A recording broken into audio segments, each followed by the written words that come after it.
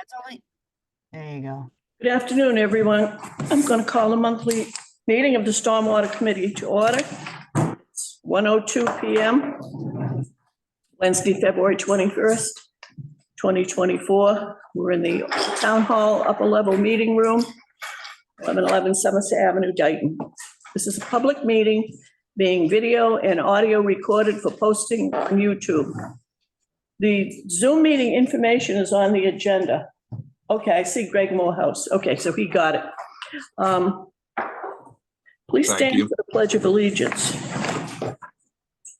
I pledge allegiance to the flag of the United States of America and to the republic for which it stands, one nation, under God, indivisible, with liberty and justice for all. Thank you.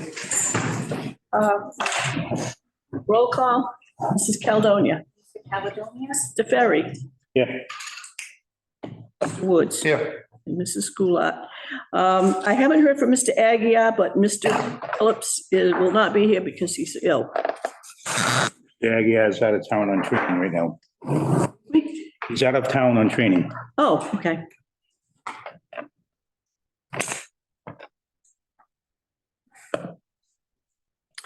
We've got a number of representatives here from various projects, so we're going to have to take some of these out of order so that they don't have to sit through all the other business.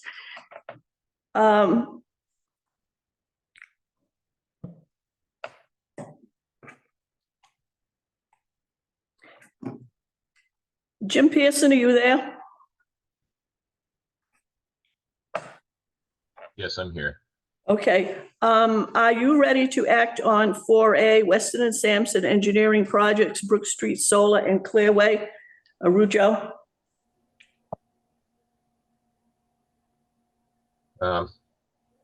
Brook Street Solar. Jim, has anything come back from the testing, the materials that were sent out? So we had Jason send that out. And so I have not heard back from Jason yet as to whether any of the testing results came back. So once I hear back about that, then I'll be able to include those results as part of a memo that I can prepare to summarize the site visit and excavation we did. Okay. Coupled with testing. I see that Mr. Hafez is here, also on Zoom. So could you give us a brief report on what happened that day? The pictures that I took that day are being circulated here so that members of the committee can see the pictures that I took. Okay. Sorry, Nancy, are you asking me to give that summary? Yes, please. Yes, okay. I realize that you don't have the materials back, so it's not obviously a final and formal report, but just so that as the committee members look at those pictures, the two test holes that were dug, so forth and so on, okay? Yeah. Okay, well, yeah. So in summary, you know, we did meet on site. I don't recall the date off the top of my head, but that should be a matter of record, I think. But we were on site and we excavated 2 large test pits and then did a little bit of exploratory digging after that at the edge of the infiltration basin area closest to Brook Street. One of the things that we found initially was that, you know, as we dug, there was a very small amount of fine material on the top surface of the basin. It didn't seem like it was anything large enough to be creating such a severe impediment to groundwater infiltration from the surface of the basin. As we dug down, we were finding what seemed to be sandy material. We took samples of it, which we're going to have tested to see what the fines content of that material is to try to determine whether we think that it's creating obstruction to flow. The initial impressions of that material that was within from the surface all the way down to, you know, maybe 8 or 10 feet or so, however far we dug, it seemed like it was all sand material that would most likely be a free draining material.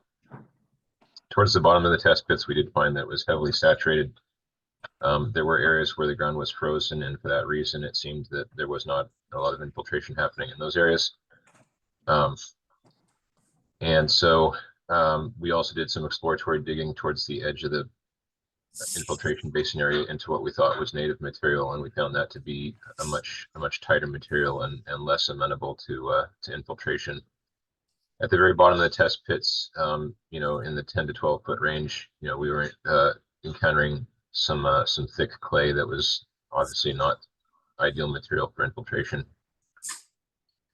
And so based on all that information, we have our suspicions as to what might be occurring, and you know, the theory right now, of course, but subject to further review once we get the test results, is that we think that it may well be that there is enough material around this infiltration basin that is not amenable to recharge, such that water may be filling the basin, seeping through the sand that was placed there, and then just sitting there like it's sitting in a bathtub, because all the surrounding soils and all the underlying soils may not be ideally suited for an infiltration basin. So if we continue to agree with that assessment, once we've reviewed the soil test results, then that will be discussed in a memo that we'll put out, and then we'll discuss next steps from there. Does anybody from the committee have any questions? Okay, Anna, do you wish to speak? Yeah, just good afternoon, everyone. Just a quick comment on SW Cole. The samples were delivered the same day of the site visit, after the site visit, but we haven't received the results yet as well. So we've been following up with them. As soon as we get them, we'll of course send them to the town and to Weston and Sampson. And just a quick question on what Mr. Pearson was saying. If I understand correctly, you're saying like the area of the basin itself, it was like what seemed to be like sand at different layers. You seem to encounter different types of material, but around it, surrounding it, it's not typical. It's not good soil for infiltration, right? For the water to seep into anywhere else. Was there anything that was noticed that had to do with the water, underground water table? No. Well, to speak to your first comment, yeah, you know, within the infiltration basin itself, it was very consistent sandy material all the way down, which appeared to have been fill material that was brought in based on reviewing historical documents. That it's my understanding that that sand material was brought in to replace some other unsuitable material that had previously been there, that had been placed there as fill. When we got to the bottom of the sandy layer, we were finding clay materials that would be unsuitable for infiltration. And likewise, when we were doing a little bit of exploratory digging at the perimeter of the infiltration basin, we were also finding other materials that would not be very suitable for infiltration. And so therefore, that's kind of what made the comparison of the infiltration basin as it's currently built, functioning really sort of like a bathtub. It just sort of fills up with water, and the water just kind of sits there because it can't go down and it can't go sideways. So it has no other place to go. Again, that's the operating theory right now. I want to be very cautious and say that because we still do need to review the soil testing results that we get. And to your second point, could I have you maybe kind of rephrase what that second point was exactly? You were wondering if I saw any other. Was there a possible issue with the high level of underground water table or something where it might have caused the water to sit there and not drain? That is also a distinct possibility that you know, even soils that are unsuitable for infiltration may be saturated and may have groundwater. It's just that that groundwater may not move very quickly. And so it is quite possible that there could be some groundwater influence at a higher elevation than was initially believed when the initial developer did their first test pits for the project. As I had discussed with Jason on site, designers, as engineers and designers, we do our best to try to identify estimated seasonal high groundwater before designing a project. And in my opinion, it looks like they attempted to do that when they designed this project. But it is always possible, for reasons outside of everyone's control, that nature can take a different course, and you may find that in reality the seasonal high groundwater ends up being a little bit higher than everybody had believed based upon the best available information to them at the time they designed. So it is possible. Does the groundwater table change with time? Is that the normal thing that happens from time to time? Groundwater elevations do change with time, and that's why when we do these infiltration basin designs as engineers in general, we try to estimate whatever we think that highest seasonal elevation might be. And this infiltration basin appears to have been designed based upon what they believed at the time was that highest seasonal groundwater elevation. Okay, what my question, yeah, I understand that it changes from season to season, but like the highest seasonal elevation, does it change from time, like 20 years ago? Can it be different from now? And it can be different from 20 years from now? It changes over time, right? Or it does not? Like normally it stays within the same range? Well, you know, certainly with the current theories behind climate change and things of that nature, you could expect that there could be some change over time to a seasonal high groundwater elevation. There are other factors that could potentially have an influence on that too. I would think, though, within the relatively short interval between the original design of this project and today, I would have a hard time imagining that the hydrogeology in the area has been able to change that drastically in such a short period. Understood, yeah, thank you. I do have pictures. I can't send them all to you, but I will send you pictures showing you the test hole that was dug. I should explain. Picture the basin, and the deepest part of the big basin is down towards the entrance where the spillway is. Yeah. So when the first test hole was dug in that area, the sand kept caving in. I was on the berm with Mr. Ferry. He cautioned me not to go down there because the sand was caving in. So I don't have pictures of that first test hole. However, when we moved further west towards, I'll call it the slope, if you will, the slight slope in that basin, I was able to get very close, and you will see pictures of one of the workmen standing on the edge of the hole with a tape. And I think the first tape he measured was like 4 feet down. Then I asked him to extend it all the way to the bottom of the basin where the water was coming in. So I can send that picture. Also, I did take a picture of the last big scoop of stuff they dug out. I'll describe it as blue, gray, and it looks like clay, just so you can see what the final material was. I took a couple of pictures of Jason's truck with all the mock samples lined up to go for testing. And then Tom and I left because they were going to fill in the hole. So I can at least send that to you, so you can see what we saw and kind of what Mr. Pearson just described. Jason just came in. Did you wish to speak? We're talking about the testing at Brook Street. I mean, you clarified everything that we noticed, the water coming in from the sides of the hole at the bottom, almost infiltrating from negative to positive.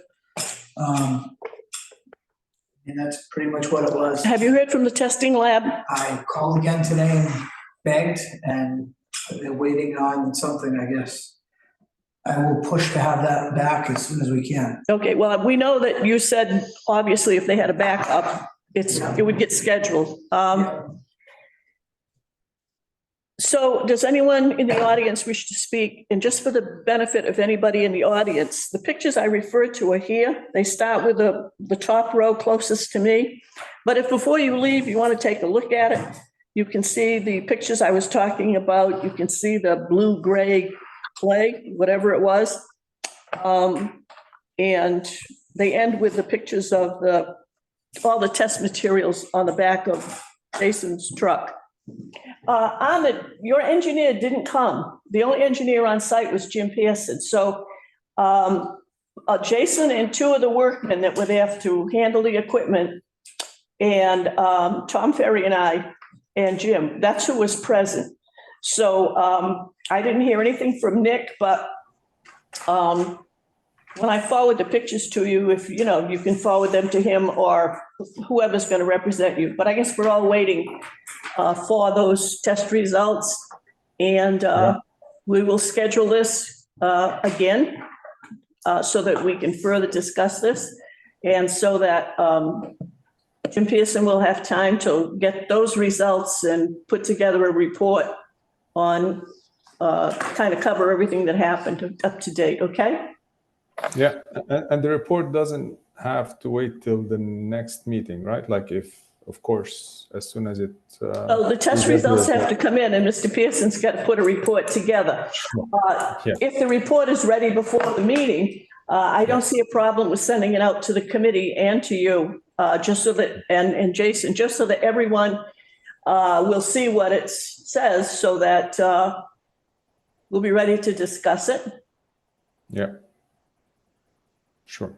And this is, yeah, when we'll get Nick involved and have him review it. And yeah, okay, so since I have not heard from Nick, whatever we send to you, you can forward to him as your engineer. But I don't think we should deal with him directly because I know there's billable hours involved. So yeah, sure. we'll send whatever we get to you. Okay. Yes, for sure. Yeah. Okay. Okay, Jim, do you have anything else on Brook Street? I have nothing else. Okay. So we've covered Brook Street. Clearway Arujo, any updates there, Jim? I have materials that I need to review on that, and once I've done that, I'll be able to issue a review letter. Okay. All right. So it's under review. Yes. Okay.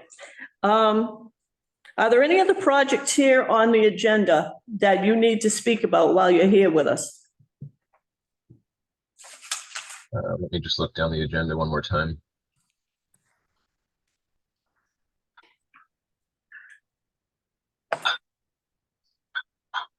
Is he part of Zero Elm? Would you say? Is he part of Zero Elm? 6A agents reports. Is it you or is it Jim Reardon that's looking at 0 Elm Street? Well, I will ultimately be looking at it, and as a matter of fact, I have already done a review of it, but not for this board. So I do have good familiarity with the project already. Jim Reardon, I believe, had sent a proposal for us to conduct the review that we need to do for your board. And Just so for the public that's present, 6A 0 Elm Street. What that is this is a proposed building to be used for storage of, I think, plumbing supplies.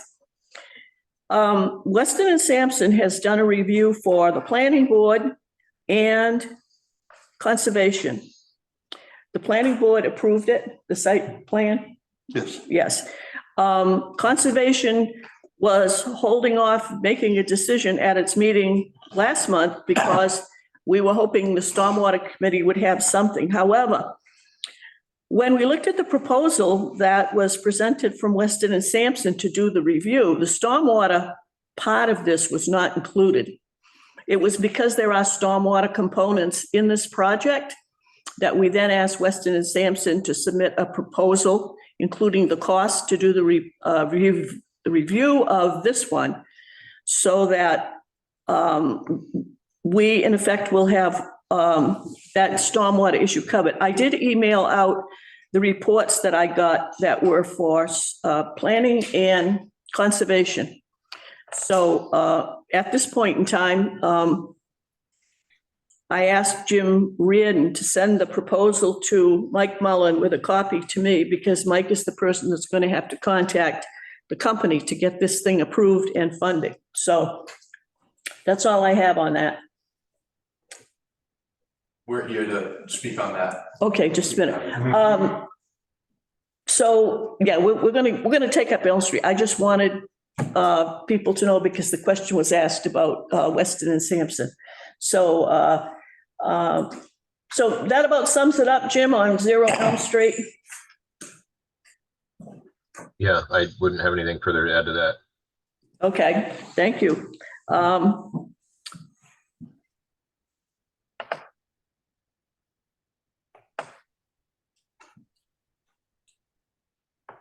Are you taking any comments on the Clearwater project?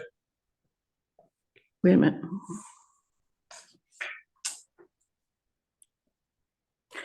Okay, I need a motion to take agenda item 4F, Clearway Solar Site Visit, out of order. I'll make that motion. We have a motion. Is there a second? Second. We have a second. Any discussion? Hearing none. All in favor? Aye. Aye. Mr. Ferry? Aye. Thank you. Mr. Ferry, did you and Mrs. Caledonia do a site visit? I think Mr. Aguirre was involved. No, me, the fire chief, and Mr. Aguirre. Oh, okay. So could you give an update on your site visit to Clearway Arujo? So we ended up there because we were checking some entry availability, you know, the emergency access, and making sure there was no, on several sites throughout the town, not this one in particular, but one further down the street, we couldn't gain access, so they're working on that to correct that problem. This one, we were able to gain access. We did find some standing water on the north side, which was new, seems to be new. I did take some pictures of that. Didn't print them out though. And then you could tell that they have been stabilizing some other problems that came up over the winter. I haven't seen a SWIP report. Have you seen a new recent one within a month? No. Okay, that should be part of it, because it's quite a few new wattles spread apart, mostly on the north side and the west side. So you can tell there was some problems they're trying to correct. So they're definitely on it. The lock was changed, so that problem has been corrected with the fire chief also. When you say the north side, when you get on the site and the road is, I'll call it pretty straight Mhm. in the middle, sort of, you're talking about off to the, Furthest right as possible. okay, all right, okay. Is any ground cover growing? No, it started and we're into the winter. Right, There's news happening. there wasn't enough ground cover that grew in the Right, that's probably winter set in? probably why there's activity with the new siltation control. Okay, okay. Are you scheduled to do a site visit there, or are you waiting for the SWIP?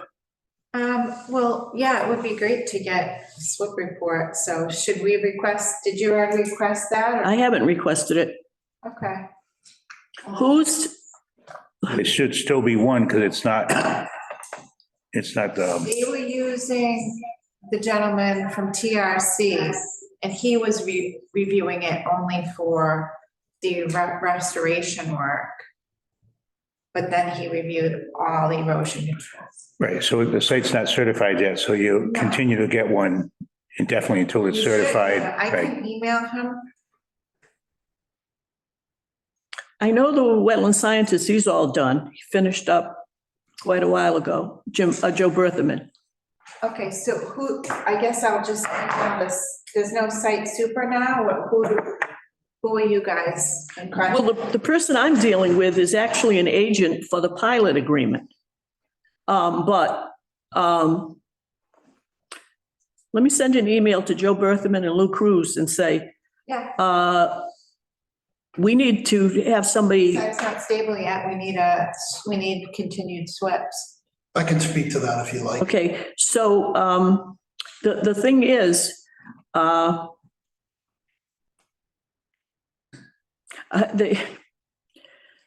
what we found is who we thought owned it didn't own it. It got sold and it filtered down. But now we know who owns it and whose name is going to be on the pilot agreement and who the town is actually doing business with. But since Joe Bertherman and Lou Cruz were both on site and gave us reports regularly, they should be able to tell us who's in charge. And if that doesn't work, I'll get in touch with a man that I'm working with on the pilot agreement and say, who's on site? We need to talk to somebody. We need some work done. We need to know what's happening as far as spring's coming.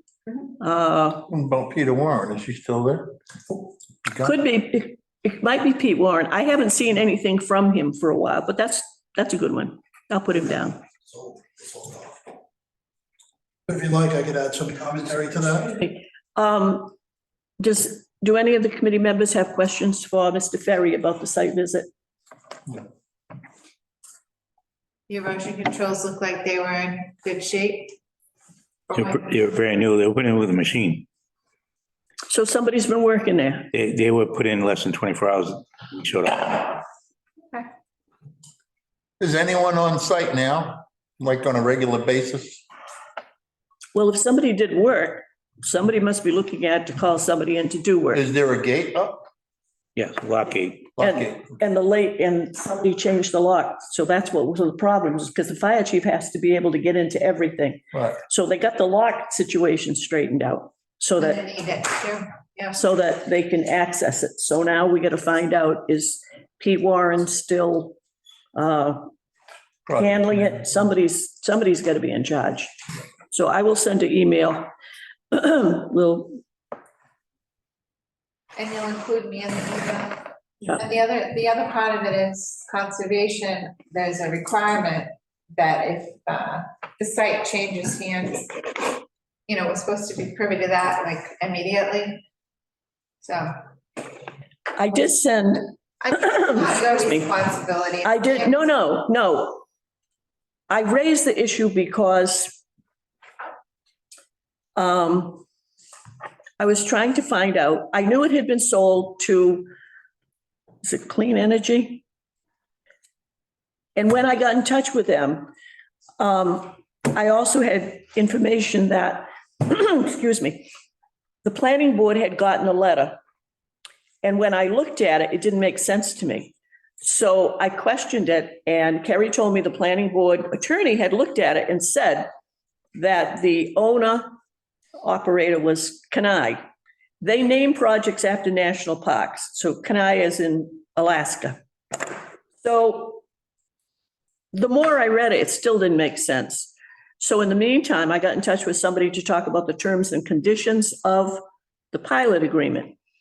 And I said to him, I don't understand who is the town of Dayton doing business with? He finally got back to me and told me the name of it. And I had sent this information out, sent Kerry a copy and all this other stuff, because obviously I can't go to town meeting with a pilot agreement for approval if we don't know who the other party is. That's all been resolved. This Clean Energy or whatever they're called, they're involved in it, but it's like, it went from Clearway to this company to Kenai, and now it's down to this one, but it's the one down here is the one we're doing business with. So we got that much straightened out.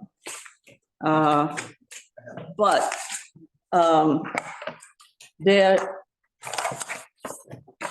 these projects tend to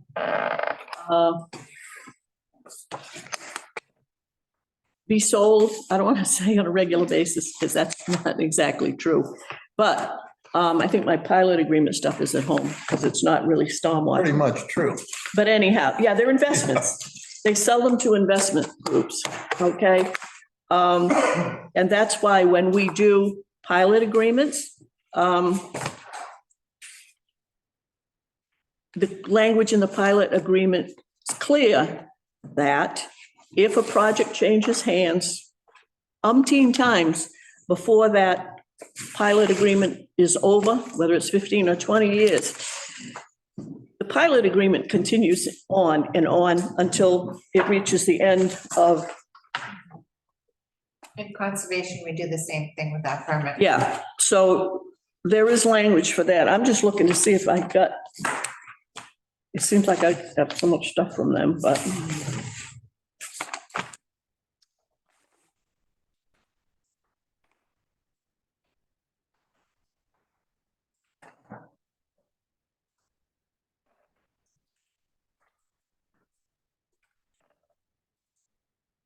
Okay, the new owner of record, and they better not change this before we get those pilot agreements done. And by done, I mean approved by town meeting.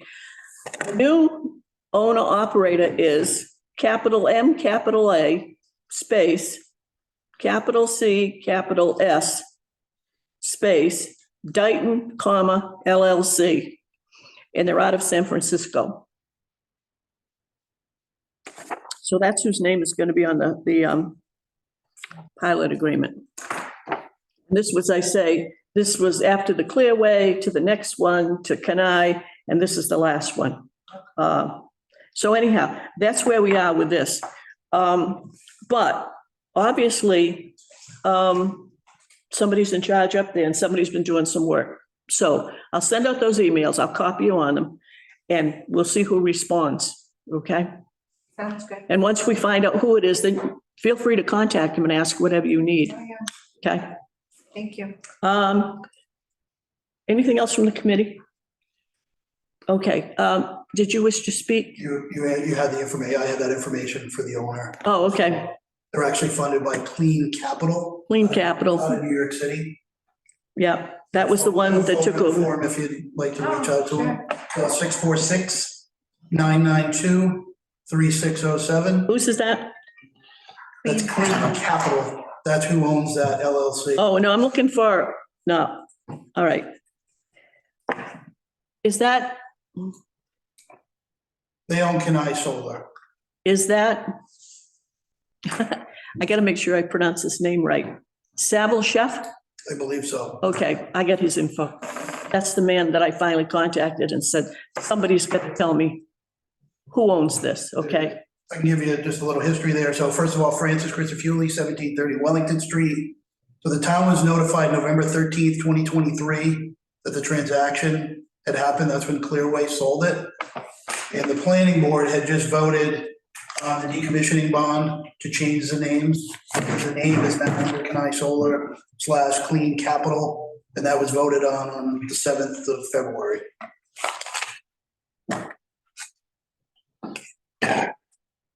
By the planning board.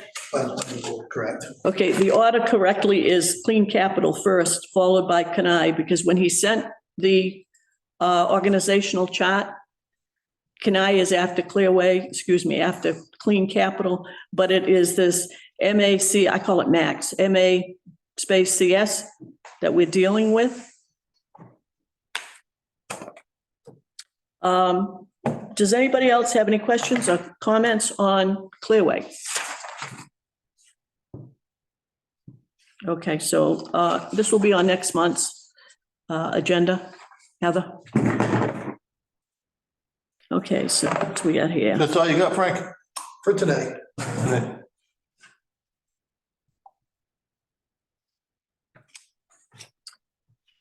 Who was here for Blue Wave Solar at Tremont Middle?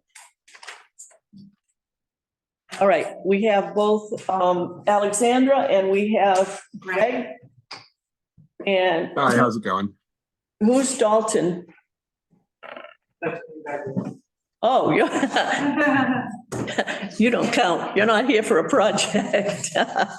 Okay, He's running the show. that's right. Yeah, Thought he'd be bigger. hopefully you're debugging everything. Try my best. Okay, thank you.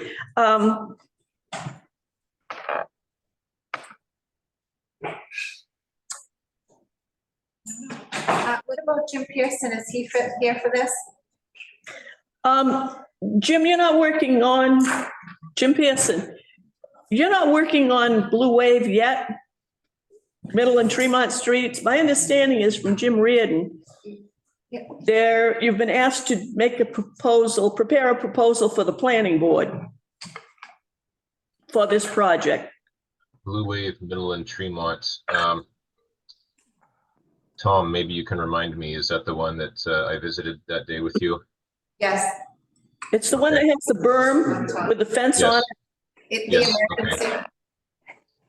Yes, so, yeah, Jim Reardon has been corresponding with you on that, and so I'm not currently engaged in any further activity on that project until you and Jim have sorted those things out. Okay, I had forwarded you the last information, last report that I got from Alexander. And Jim Reardon had asked me why I was sending it. It's FYI only, Okay. simply because I know that you may be doing some work there. And I just figured if I sent it to you, you can just leave it in the file. Kerry, do you wish to speak on this? Is the planning board asking them to do a proposal to take a look at Blue Wave? Not at the moment. We haven't received anything from Blue Wave yet. So there's been nothing to trigger us to make the request.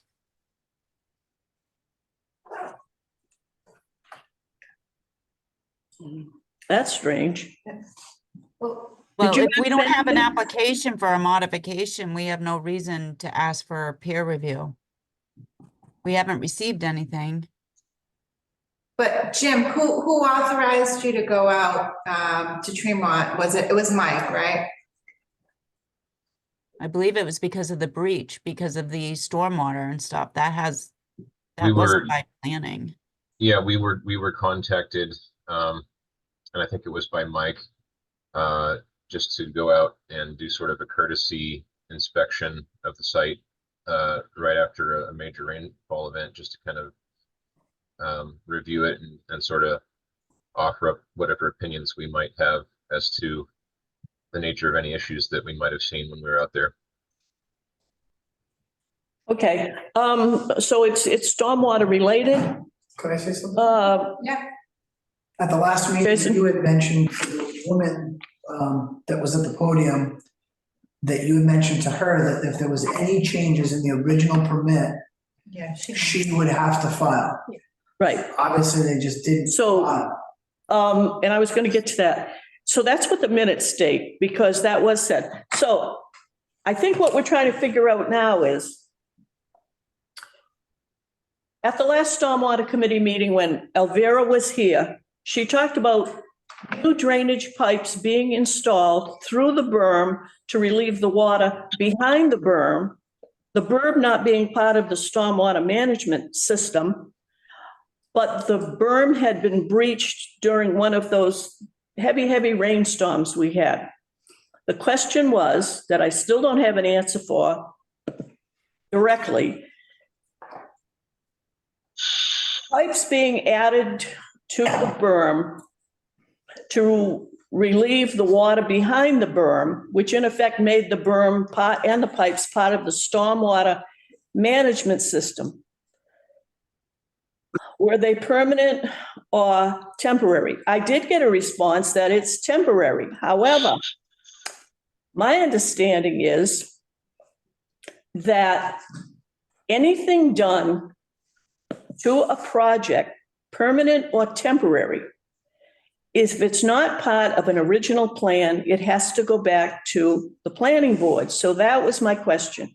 So Mrs. Easterday has said they haven't been contacted about anything. So Alexandra or whoever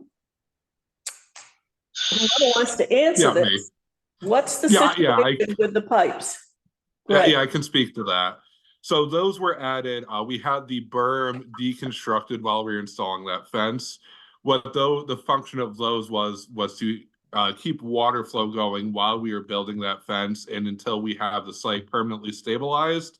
So right now, those pipes are still installed. They're still there.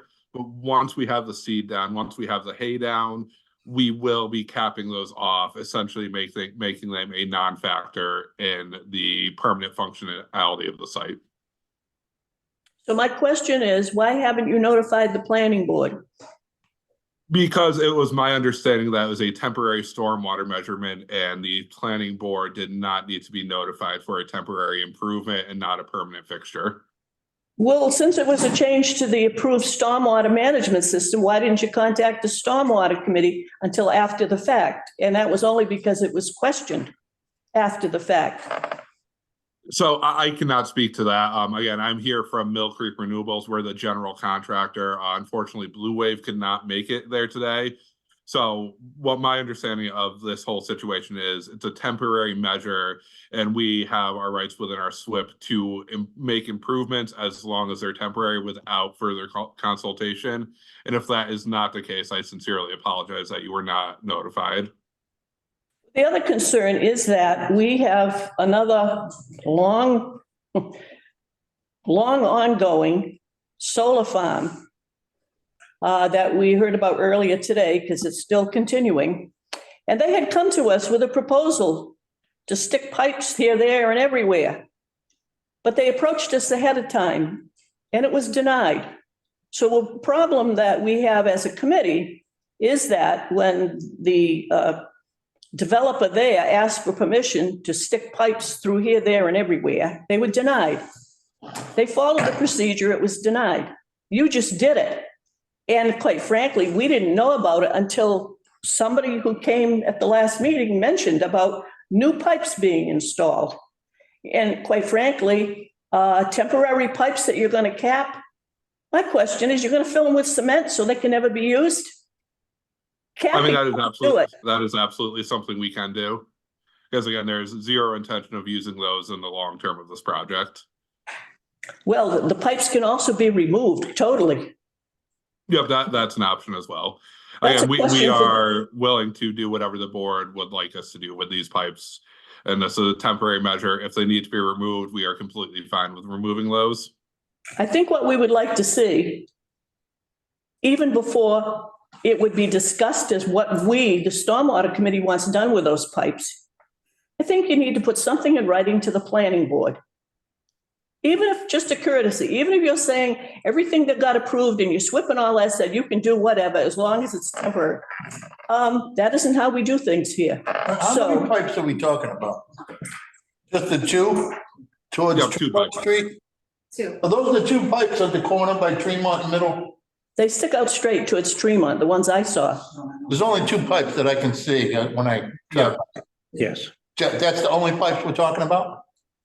Yeah, but that's not the main issue. The main issue is the stormwater from the site is leaving the site dirty. Yes. Right.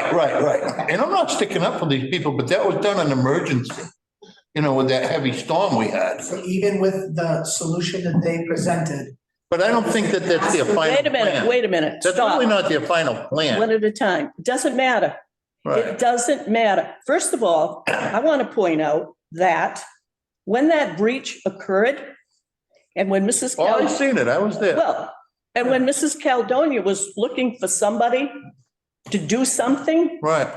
it was like, I didn't get involved until I saw the response to that email. He was the one that was there first. That's why he spoke up. He sent me the photos. It was a it's always a and that wasn't even Friday. on a breach. Right, That was right. a trickle out of the pipe. Yeah, With yeah. brown water coming out of it. And that wasn't even the worst of the storms. Oh, I know. I live near there. I see it. I think the main concern is whatever is done, Yeah.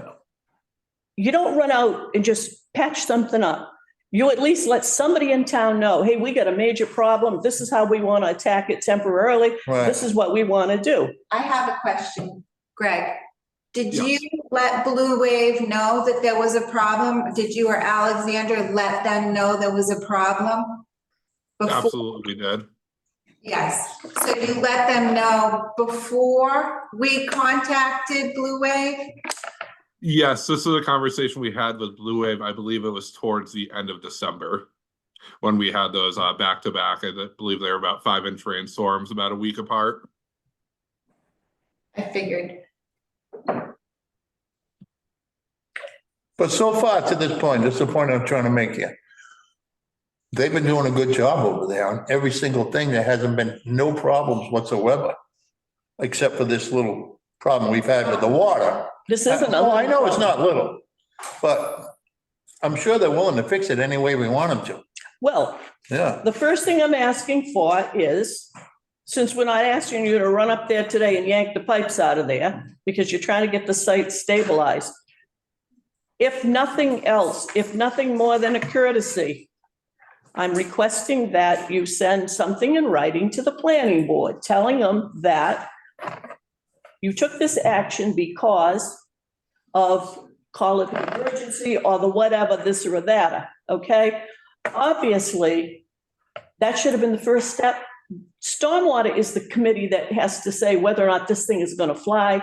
And we're not asking you to go up there and rip it all out. I'm pointing out to you, we have dealt with a similar situation well over a year ago. And this was before the second digging up of everything and the test holes that we're doing now. I mean, this is what, almost 2 years that we've been dealing just with that, the pipe issue. The fact that they were told, no, go back to the drawing board, come up with something else. We tried to treat all of the developers for the solar farms and drainage systems the same. And the fact that this was seen, and it's like, where did that come from? Anybody, nobody knew anything about it. That's the point I'm trying to make. Now, relative to trying to get the site stabilized, what are the next steps relative to cleanup? I mean, I assume grass is going to be planted or something. Oh, yeah. Yes, that is. Site's that is always correct. gonna be unstable as a farm. Yeah, so Alexander, you sent over a SWIP inspection report yesterday. I've been trying to load it on my iPad. Is there any way if we share the screen, you could share the screen and show us photos, like current photos? Yeah, that's something I could Yeah. absolutely do. I've got my Of Pro course. Care up with all the photos, and Alex, if you have the SWIP report, Yeah, I'll pull it up right now. thank you. Thank you.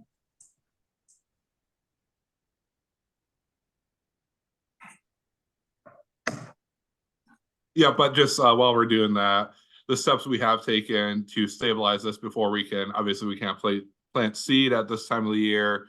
We've covered that berm with erosion control blankets, as well as the outside areas where a lot of that mud was circulating. And there, we finished our stone little, I don't know if I want to call it a trench, but essentially a stone layer between the dirt and the berm as well. And then as soon as weather permits, we'll be going back and doing our final seed touch up. We did plant some late October. Obviously not much of it took, so we're hoping some of it's dormant is going to take towards the start of spring, and we will be fully stabilizing and seeding the site in any areas that are not taken as soon as the weather permits. Are they gonna hydro seed it? No, it's not going to be a hydro seed since this is a agricultural site. The hydro seed has chemicals that is going to affect the hay and the long-term feasibility of that site, so it will be just a dry seed. And I believe I need sharing permissions in order to share my screen. Sorry.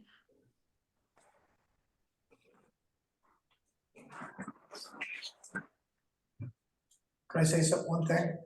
Yeah, go ahead, Jason.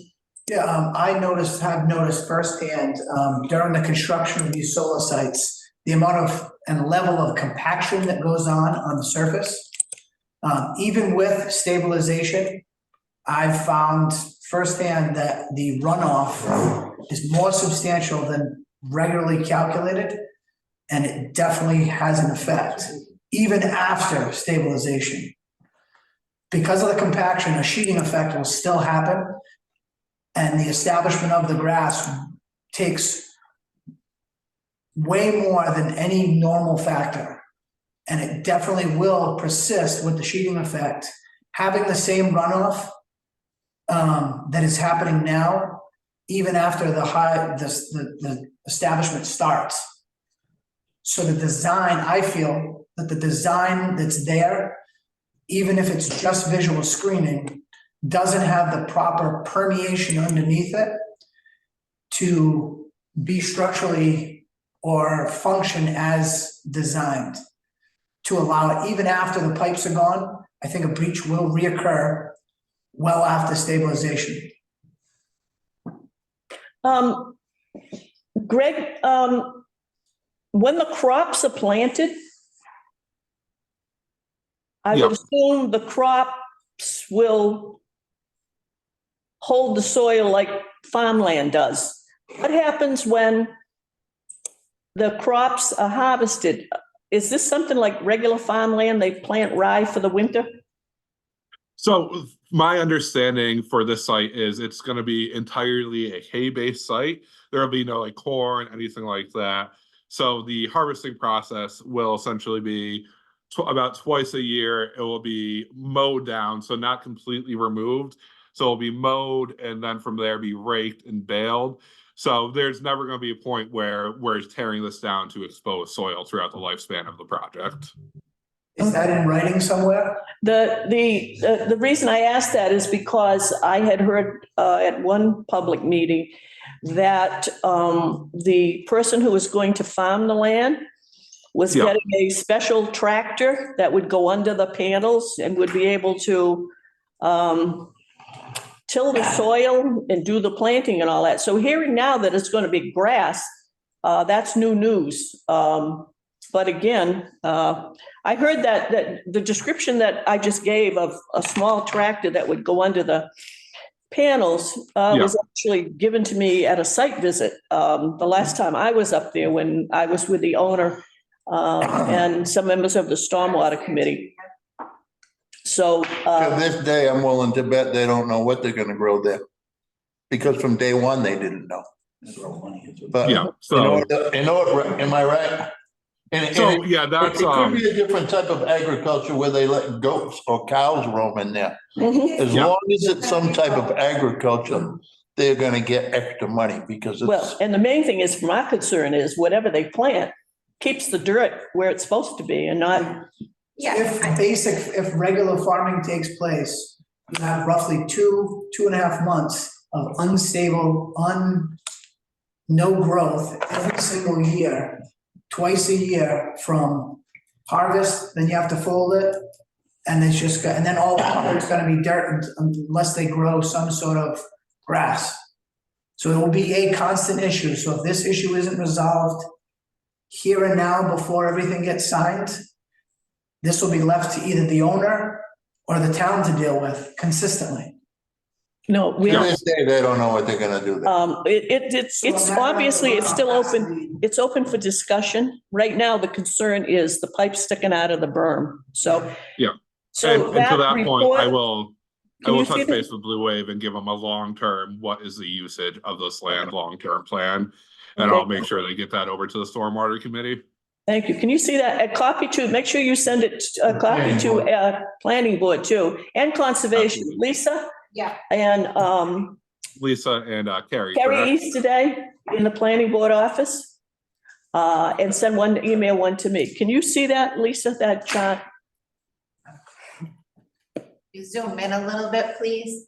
Yeah, of course. And let me know if there's anything. This is just the most recent SWIP report that I sent out yesterday. Can you just every- summarize it for us? Of course, yeah. So currently it says that any corrective actions or routine maintenance have been handled. The silt fence and matting was installed last week. This report was installed after the previous inspection. So currently it is not calling out any issues. There's this photo of the additional matting that was installed on the slopes to finish that up. So yeah, as of this report, no additional maintenance is being called out. And yeah, I believe you should have all of the SWIP inspection reports. If you're missing any, let me know. I can always send you a Dropbox link of everything. I just want to make sure. How recent you is have that everything. photograph? This This is is from taken- 2/12. Yeah, this inspection report was on the 12th. I'm sorry, I couldn't hear you. 12. Of February? Yes. Correct. Are there any more photos? Not I- included in I- this report, but There was I only one I can attached share to the my report I screen. got. I can share my screen and just run through just, I've got thousands of photos from the project since the beginning, so. I want the most could- recent ones, please. yeah, Yep, so absolutely. this was the most recent report. They're currently There on was only one photo attached. I was able to open it. I had trouble reading, but I remember that photo. Yeah. So these are just, again, there's nothing specific. This is our site supervisor, just kind of goes around and takes photos. Obviously, we've been working heavily on the fence, so the fence is very heavily featured here. Fence looks great. Yeah. That was, it was fun to build. So again, this is, this is from today. Again, nothing that really pertains to this board super heavily, but just showing progress. And then if we go back a little bit here, I think we have some good photos showing the berm being stabilized, our little infiltration pool underneath the berm, that's stone bedding. And then I do have a picture just so everyone can see what we're talking about of the two pipes in question right here. So these two right here, which again, we will do whatever is needed to be done with these, whether it's cap them, cement them, completely remove them. That's no problem for us. We're very happy to work with the board, and I'm sorry that we didn't work with you guys prior to this. Does anybody else have any insight?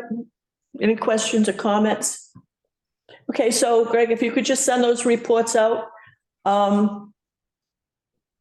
Yep, so I have action to send a detailed report to the planning board, and as well as getting Blue Wave to provide a long-term usage plan to send to the planning board, the stormwater committee, and the conservation commission.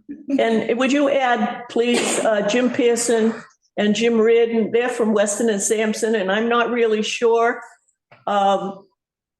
who, and they may both be working on it, but even if it's just an FYI, so they have the same information we do, and they won't be looking for information about whatever, okay? Perfect. Thank you. Anybody else No have problem. on Clearway? Oh, no. Excuse me, Blue Wave. Thank you. Okay, I think we're all, Jim Pearson, did you have any questions? No, I don't think I have any questions. I think the only comment I have on this particular site is, when I was on site, I did see that those pipes were there, and I know Tom and I were looking at them, and we weren't sure whether they were meant to be a permanent installation or not. From what I understand from hearing what's being said, it sounds like they are meant to be there for temporary purposes, and I guess from my standpoint, I guess I don't have any objection with that. I guess the way I look at it is, regardless of what materials are being used, if it's there for temporary purposes, it seems to me that it sort of falls within the scope of necessary field changes that sometimes need to occur at the very last minute in order to deal with emergent issues that may arise due to severe rainstorms. So if that was the case, and if that's why they were installed, then I'm glad they did it in that case, just because it's always important to try to get ahead of those erosion issues as they're occurring, or even better yet, before they occur. So that's really all I have to say about that. Okay, thanks, Jim. Anybody else on Blue Wave? Any comments? The only other thing was downstream, down gradient. I don't know, Alexander, did you take a look at the sediment in the stream down there? I personally have not had a chance to take a look. I think we definitely will get a team out there to investigate and see what the current status is. Do you specifically what location on site? I'm sorry, it's not on site. Are you asking me where it is? Yeah, sorry, just to clarify what you're referring to. Okay, so there's a stream to the east of Middle Street. Okay. So basically the water flowed off Blue Wave site across Middle Street, down a culvert that's been since repaired by the DPW, eroded part of that road down into the stream that's on the south side of Tremont Street. So if you're looking at an air photo, it's to the west of the landfill. So right here. Yep, Sunken Brook. Yep, that's it. So I just think that it'd be important for you guys to look at to see if there's any remediation measures. And obviously the town repaired part of the road. I don't know, That was because of the breach. I think that was, yeah, a lot of it was due to the breach, so. Are you referring to that like 5-inch rainstorm that occurred that that day? There were more than one, yeah. Okay, Yeah, Alexander, we can probably talk to Fuss and O'Neill about going out there to take a look at that and getting some photo documentation. of course, yeah. Some before and afters, that would be great. Thank you. Anything else on Blue Wave? If not, okay, so we'll have a report on next meeting. Thank you. Excellent. Thank you for your time. Thank you. Have a good day. Okay, you're welcome. Okay, so I need let's, 0 Elm Street. Ma'am, are you here for that? Yes, she is, the three. Oh, the three of you, okay. I need a motion to take agenda item 6A, 0 Elm Street, out of order, I'll make please. that motion. I'll second it. Motion is second, any discussion? Hearing none, all in favor? Aye. Bye. Terry? He said aye. Okay, would you just state your name? Yes. And, Tom Morris with Zenith Consulting Engineers. So as you've said already, this project is a storage building. It's for plumbing supplies, all indoor storage. We've submitted and gone through meetings with planning board and conservation. Planning board has approved. Conservation was just pending this board's input. I don't believe there were any other outstanding items. So, get to the sheet.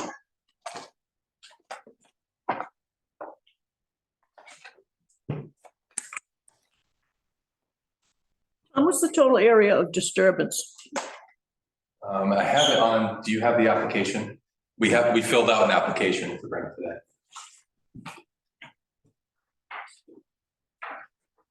It is 57,500 square feet. Okay. So we're aware that a NIPD's permit will be required for the site, and that'll be done before construction. But as far as the review process that's already happened, it's gone through planning and conservation. They each sent it out to Weston and Sampson for review. And both of those reviews did include stormwater, not the town stormwater bylaw specifically, but the state stormwater requirements, which, forgive me if I'm missing anything in your bylaw, but there's no additional design requirements above the state's requirements within the town of Dayton's bylaw. Presently. Correct. So Yeah, so I did have some email communication with Jim Reardon, and we talked about this. It's unfortunate when Weston and Sampson was initially contacted, stormwater wasn't included because we worked together on these things. So obviously, during the reviews that were done for planning and conservation, stormwater issues arose clearly to engineers that understand stormwater.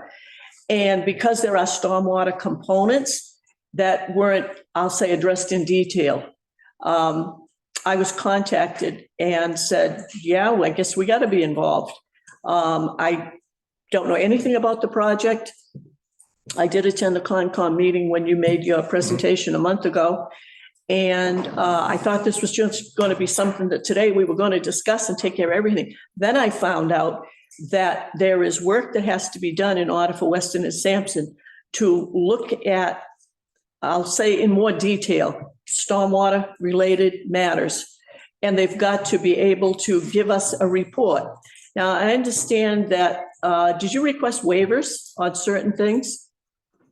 Because I don't think there were any waivers. well, my concern was that I don't know anything about it. If waivers are going to be requested. There were a handful, and I can tell you what they were, if that's what you want. Okay, so what I said was, if there are going to be waivers requested in writing, I need to know from Weston and Sampson, when they do their review, what are the ramifications of denying the waivers or granting the waivers? And I will tell you this, Stormwater Committee has never granted a waiver of our bylaw and regs, which are based on not only Mass DEP, but EPA, the Clean Water Act. That's the overriding. We're not acting we're not asking for waivers on anything that the state regulates, nothing.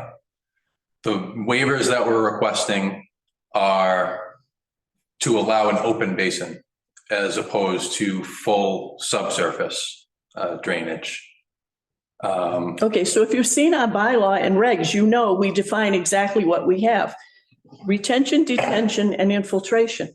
Those are all allowable under our rules and regs. So Okay. in the subdivision bylaw or subdivision regulations is where they spell this out.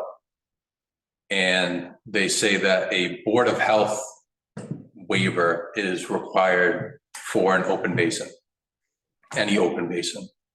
The other component that we're asking for a waiver for, as far as it goes with stormwater, is the interior slope. There's a regulation subdivision regs that say they need to be 5-to-1 slopes.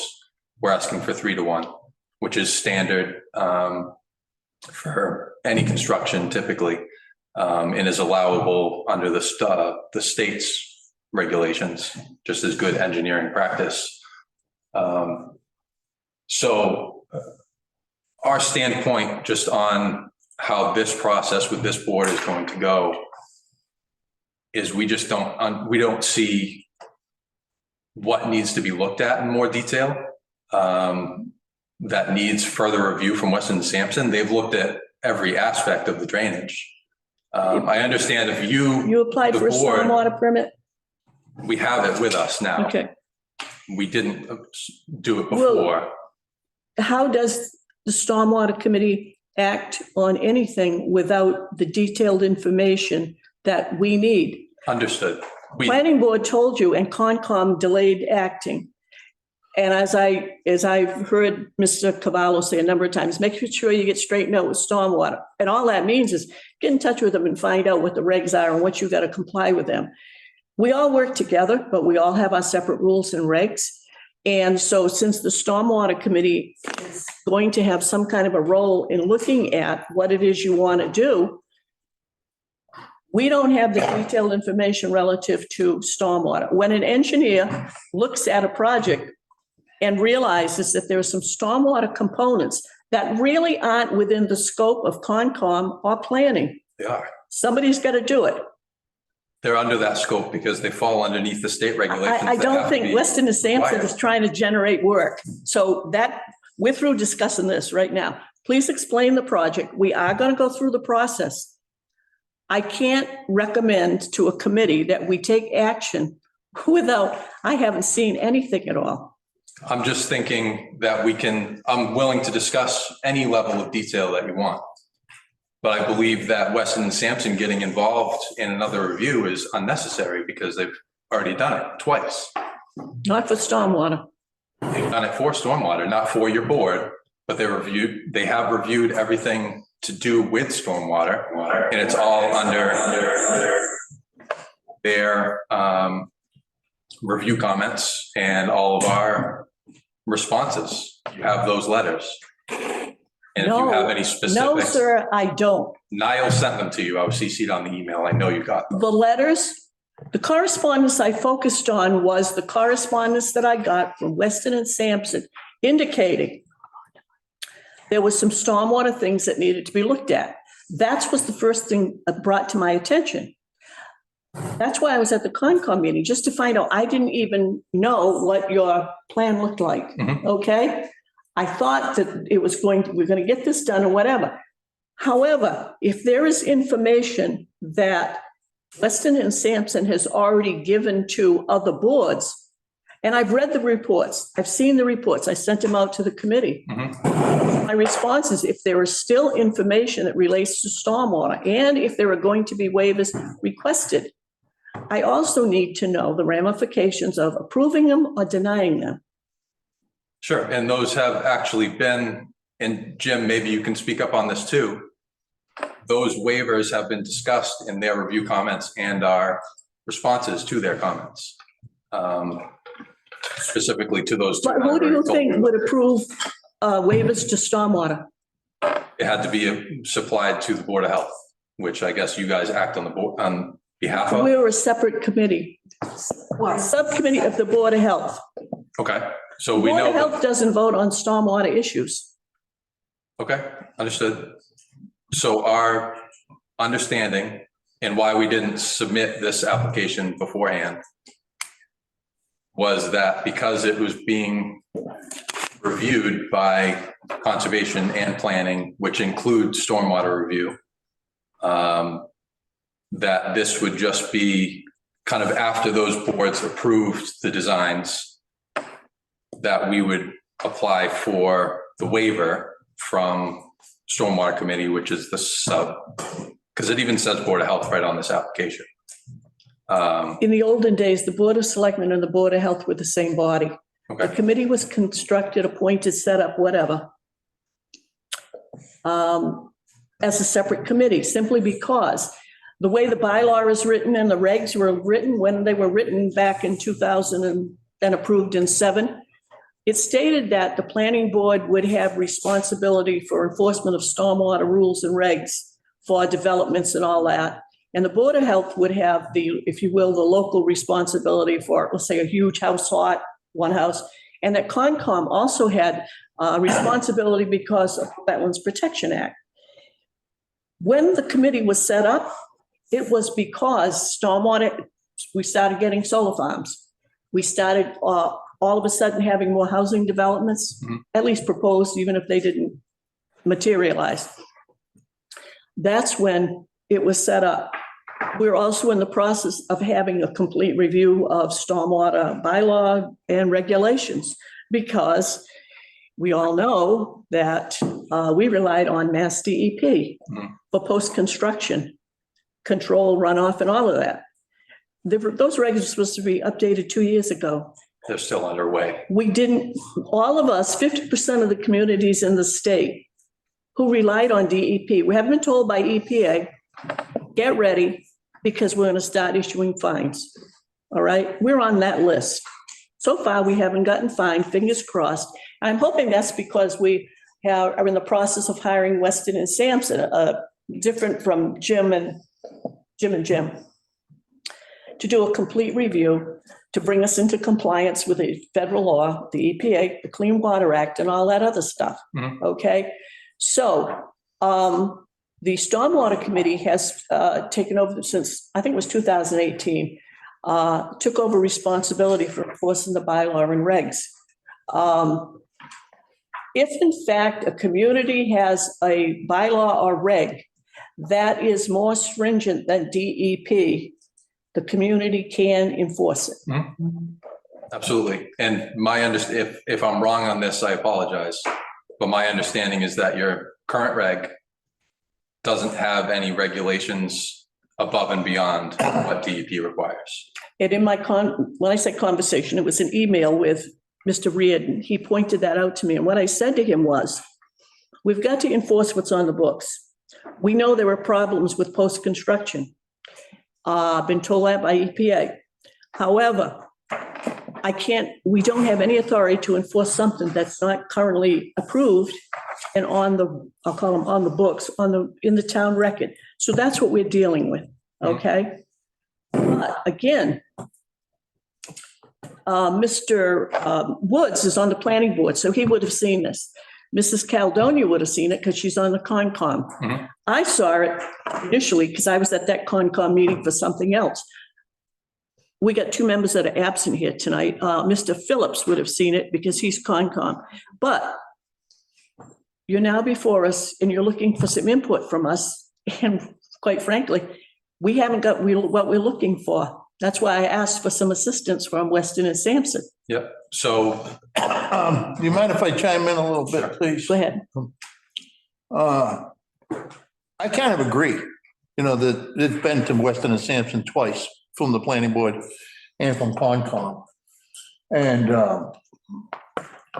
we granted a couple of waivers in the planning board, which planning board's very strict about giving waivers. And we gave you a couple because they were very reasonable. This is a great business coming to the town of Dayton. And that's all you hear about is we need business, right? So we need to treat these people the best that we can. And, try to accommodate them to get this business going so we can draw some tax money out of these people. We appreciate you coming to the town of Dayton. And it's really, Good. This gentleman here, you've reviewed these documents, right, sir? Is that your company? Yes, we've reviewed the. And do they meet all the regulations, stormwater regulations? So the last comment letter that we had submitted indicated that by and large, they did meet the regulations that we reviewed them with respect to, and that had to do with the state regulations. And we did also review them with regards to local bylaws, because the planning board process does require compliance with the local stormwater bylaws. So there's a little bit of overlapping responsibility here from what I could see. There's some overlapping responsibility between the planning board and the and this board, you know, with regard to stormwater management issues. So, you know, we did do a review of those things. Now, there is one thing that we didn't delve into, and that is that I understand that the town does have what they call their stormwater bylaw rules and regulations, which is sort of another layer of stormwater regulatory framework. And I believe that might be the regulation that this particular board's responsible for. We did a little bit of a cursory review of it during our review for the planning board and also for the Conservation Commission. And we weren't seeing things that were jumping out as being major things that differed substantially from the bodies of the regulations that we were dealing with, that the planning board and the Conservation Commission were responsible for. But nonetheless, because of the fact that it is before this board, you know, we just wanted to make sure that, you know, this board has a comfort level that it's been looked at with respect to those things. Though I guess I would say that I wouldn't expect that to require a lot more exhaustive review over and above what we've already done, because we've covered a lot of ground with what we've already done. You say it will require, did I understand? Will not. Will not. Will not. Okay, so what I'm really trying to say is let's try to expedite this stuff. I agree with you, Right, and you know, they want to get their job but rolling. let's start at the beginning. When they first came to the town. Well, they came to us. So No, wait a minute. I have the floor. When they first came to town, they came in to see the planning board. Right, They knew they had to go to Stormwater. Excuse me, strike that. They knew they had to go to Concom. All right? Weston and Sampson was hired to do the work for Concom and planning. In the course of the work they were doing, Weston and Sampson was doing, they know there's a Stormwater Committee. They're looking at this. The Stormwater Committee should have been notified at the same time. After they came to planning and Concom got involved, Stormwater should have been brought there in. goes another little checklist that we need to get started. Well, this is the first project. Trigger, This right? If is, something's gonna trigger the planning board, it should trigger everybody else who needs to well, as I know. said, Mr. Cavallo So- always says, I've heard him say it at so many meetings. Make sure you get this, the Concom, planning, stormwater thing done, okay? As you know, we got. I want to get a lot of stuff done because fishing season's coming, okay? We agree on that. So if we had been involved in the initial round, like the old days, let me Right. put it, you know what I mean by that. We would not be here at this point today because when Weston and Sampson did the initial review, they'd have already been told, and throw in there whatever is related specifically or stormwater should be aware of because they're going to have to be involved. That didn't happen. When I was approached with this, it's like, what? Okay, that's what happened, Woody. Well, now you know why plumbers make so much money because they got to pay for all these engineers, right? I do have. Sir. That's fair enough, right? I am beyond frustrated. I would tell you that, for a lot of reasons. You want to come up to the podium and give your name so that it'll get picked up, please? Get my picture taken. Oh, you're, whatever. Don Eman Plumbing. I grew up in Taunton, Dayton. Was excited to purchase land in Dayton, as Woody said, to bring some of our business here. Been through, looked at the property, walked through it, did everything everybody wanted. And I guess I was stuck in the crosshairs between you not doing the reviews in-house to now hiring a company. And all of a sudden I'm in the middle of this defunct process. And here we go again. So I listen to you. I think that we've paid somebody else to look. Anything we had to do, we did.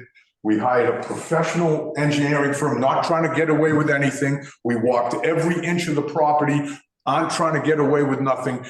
And I'm exhausted. I'm exhausted. To what Woody said, I don't know what else they can look at. It's true. I got the floor. Okay. It's a garage. I don't have a high rise. I'm not building an oil rig. Storage building. It's a garage. Yeah, storage garage.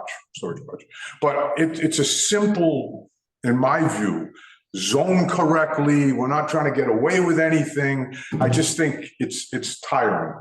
It's a gift to the town of Dayton.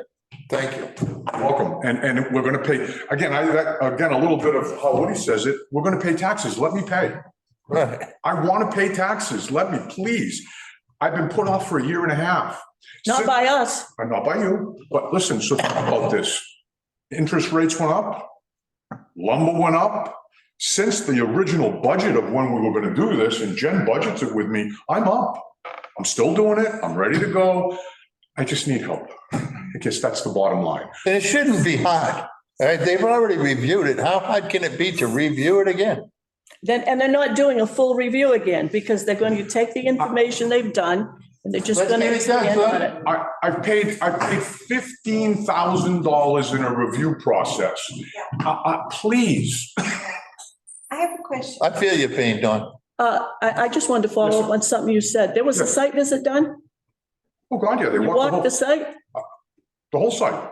Stormwater committee wasn't invited. Again, I think I'm agreeing with Woody, only from running a business, there's gotta be a checklist.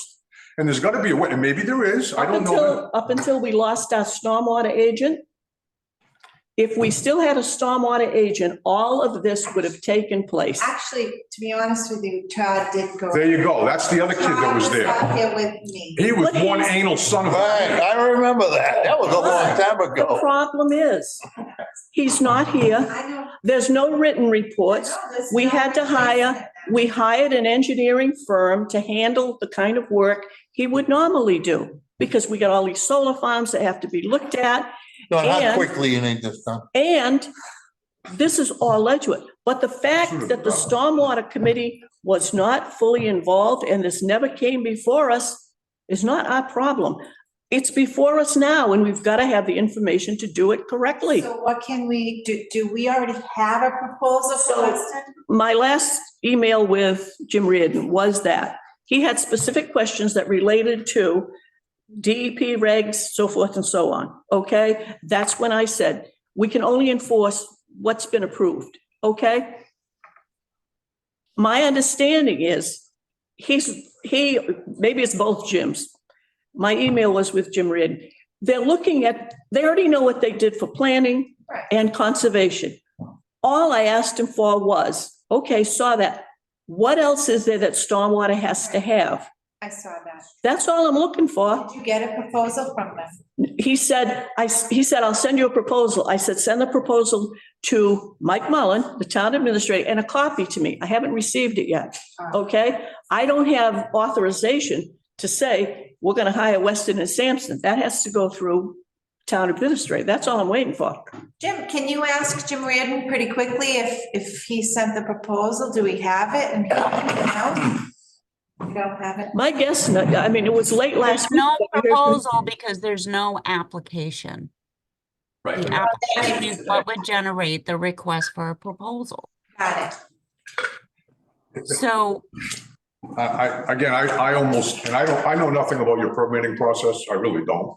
Yeah. And I listened to you when I heard that you're a subdivision of the Board of Health. We already did all the Board of Health stuff. That's the application, Board of Health. I don't understand that. I guess whatever you do is fine, but it's the Board of Health permit. We've done all the permitting. Again, for me, I get another $3,000, $4,000 bill based The on. Board of Health was notified by you. Damn right they were. Yeah. And again, now I got another $4,000 bill and then he wants to charge me something else on something he just did. I'm in business. I get it. There has to be a reasonable process that works. I don't want anything for free. But it's going to cost me $20,000 to have him, another $5,000 to have him look at what he just looked at. The rest of that, what you're dealing with the Board of Health and the Stormwater Committee. Mr. Pilling was not only the stormwater agent, he was the health agent. So he would have been the person, if he was still around, who would do the footwork, would bring this to the stormwater committee to act on and give us all the answers and the information. And once approved, it would just be processed out that way. The fact that we had nobody after he left, and with all the projects that this town has out there, it was, we need engineering services. And so we put the bid out and we ended up, we have selected them, that they're doing our work. I know that. But that's part of the problem. And I'm in the crossfire. So I guess I'm in the crosshair. So it's like this. If I have a leak on a big job and one of my plumbers did it, it's my responsibility. So just because your man wasn't here or he left or you fired him or whatever the deal was, why am I again paying the piper when I contacted the guy, he went out there, he did everything he said. And again, I get it. It's a lot of work, but why is that continually falling on me? I'm sorry you lost your man, but why is that on me? If something happens in my world, I'm still fully responsible. The town of Dayton is fully responsible, in my opinion, to treat every person professionally, fair, and equitable. That's it. Agreed. Thank you. So I hope you will consider this. We'll fill out the application. I really don't want to pay him to do it again because I've already paid a lot of money. We're a respectful organization. We're going to do a nice, clean job. You can come out every day and look at it. I don't care. So again, that's what I'm respectfully asking for. Take the application, bless it, let me go to work. You're welcome. Did you want to explain a little bit more about your project? Sure.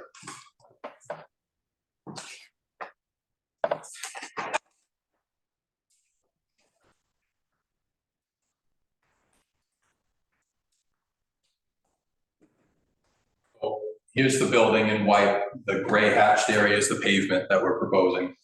The entire slope, the entire site slopes from south to north.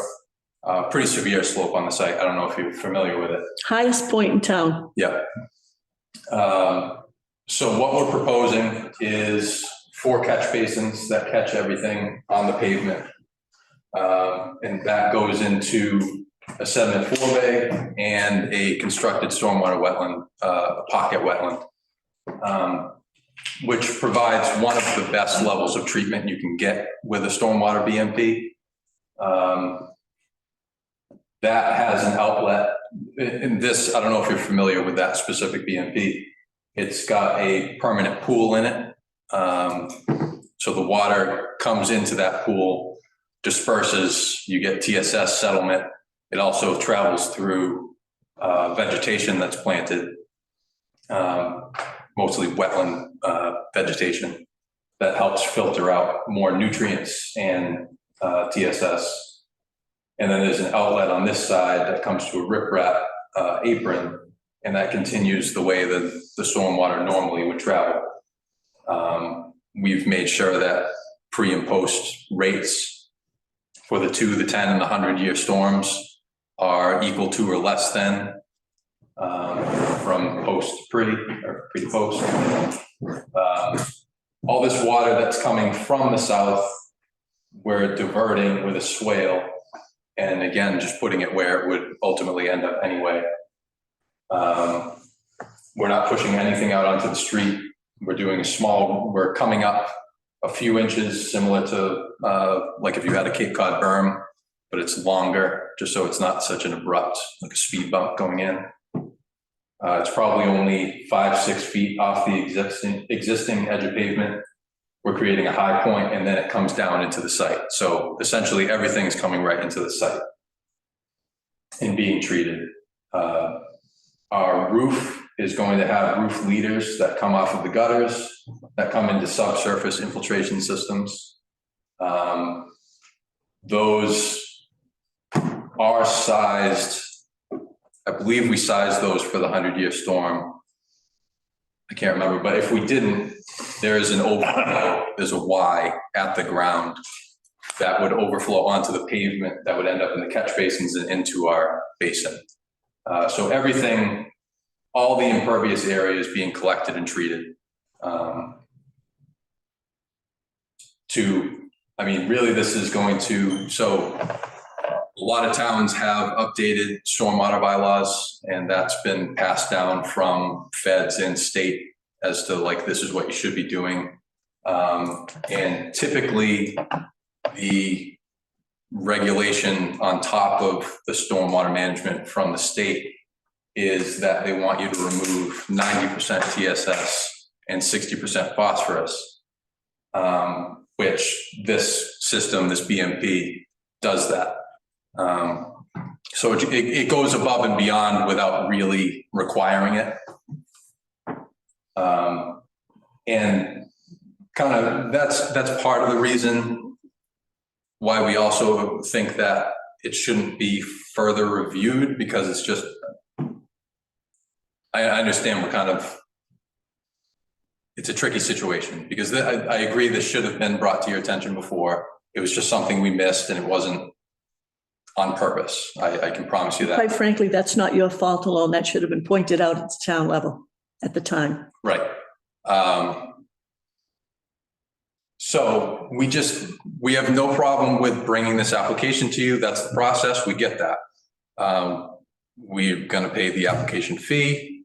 We just feel that the review is unnecessary, because the only thing that would be reviewed and possibly have some changes, there are some specific plan requirements spelled out in the bylaw, and there could be something, and I would consider it nitpicky, really, that would need to change on the plan. It would be something like labeling or something like that. It's not going to be anything that has to do with the design. Nothing constructability wise is going to change, because there's no further regulations on top of what we've already met. And that's really the basis on why we don't want this to be further reviewed. And Mr. Eman pointed out the fees that have already been paid. And we just feel that it's been reviewed to a point where there's no reason to do it. Close enough to as best as. Right, because the design is not going to change. There could be notes on the plan that will have nothing to do with construction. But that would be all. And for the record, can I say something? Sure. Conservation did review this delineation, because this is a really large site. So we approved that, what, a year ago? It's got to be at least that, yeah. Yeah, the ANRAD. So they do have 3 years from the date we approved before they have to renew that. However, this to me anyway, the siting of this on that site is doing the least amount of, I guess you could say, intrusion on the rest of Potential us. impacts, Yeah. yeah. Yeah, so we actually have a wetland You here. avoided almost all impacts that you could. Right, so we have a wetland finger here that sticks out, but that's actually up gradient of the site. So there's no potential impact there. And then our outlet in the contours, the way the drainage runs from the outlets is parallel to this system of the wetland. So again, very little potential for impact. Is the blue basin, The blue is the basin, the outline of the basin. so is it infiltration, detention, or retention? Detention. So it holds it and it meters it out. There's no infiltration. We're putting a liner underneath it, because we are above the seasonal high groundwater, and you need to hold that permanent pool of water in there for it to effectively treat the stormwater. Is the swale, so the basin's going to have stuff growing in it. Correct. Is it going to be maintained so you won't have trees in there and stuff that shouldn't be there? There is a specific O&M plan made up for it. And the swale, is it going to be, Just a grass swale. which will be mowed and maintained? Yep. And again, we have an O&M plan for all of that. Okay. What you described meets the requirements of the Wetlands Protection Act. Yeah, it meets the performance standards. Yeah, We have to deal with the Clean Water Act. yeah. All right? different legislation. Getting back to what you were talking about, I mean, the phosphorus and all that, Mhm.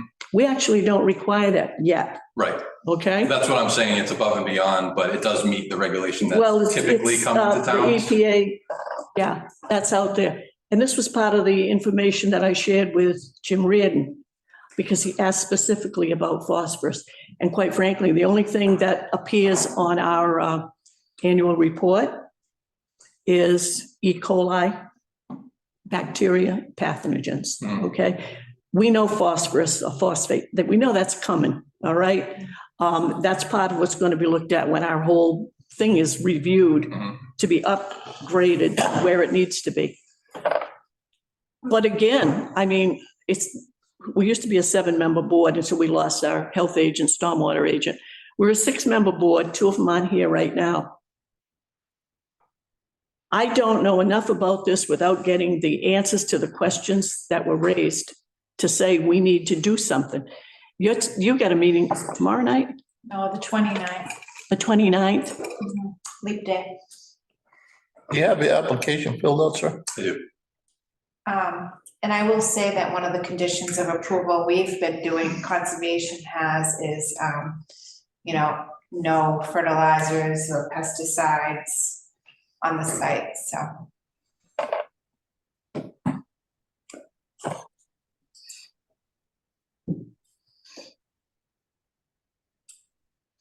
Yes, sir.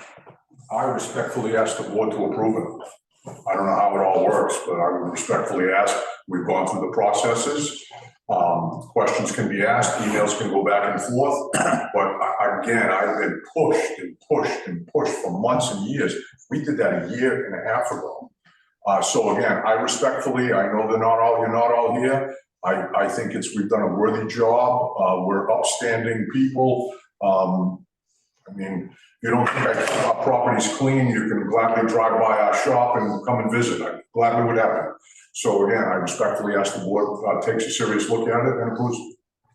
The fact that I received an email from the engineers who did the review for planning and conservation, and that we were brought in after the fact, Stormwater Committee was brought in after the fact, you hadn't even filed a stormwater permit. If that permit had been filed way back when, the question would have been then, hey, what's Stormwater Committee going to do? That's an after the fact. The fact that I received an email mentioning stormwater components, the details of which I haven't seen, how can I ask the committee to vote on it? None of us has seen whatever those details are. I don't think this is going to be a lengthy report as large as the 2 that have been done, because they've already done that work. They're not going to charge you for the same work again. But they can at least let us know from a stormwater perspective, other than what's in the Concom report, other than what's in the planning report, this is what you need to know. That's all I'm looking for. I have no idea about what the cost is or anything else. But in order to be able to make an informed decision, you have to have information. Your character and your business reputation and all of that, there's no question about that. All right? And there is never, when we're dealing with projects, we don't look at, well, these are good guys and bad guys. Stormwater is not a committee that was formed to stop anything except enforce the existing approved town meeting bylaw and regs, which were approved by the EPA way back when, all right, and which we are going to upgrade and take that to town meeting. But I don't know how we can approve something that we don't know the details of. And I respect that. I also would come back to, we reported to this Todd, or was that his name? Yeah. So again, we did too, like you're saying, we did the right thing at the beginning with the right person. Now I'm again holding the bar. I didn't fire him. I probably should have. He wasn't fired. Get fired. I guess so. Then he went to Taunton figures. Well, but again, to my point, I'm with you, but you have to understand my point. We did, or we had the right guy at the time do the right thing. And the ball got dropped.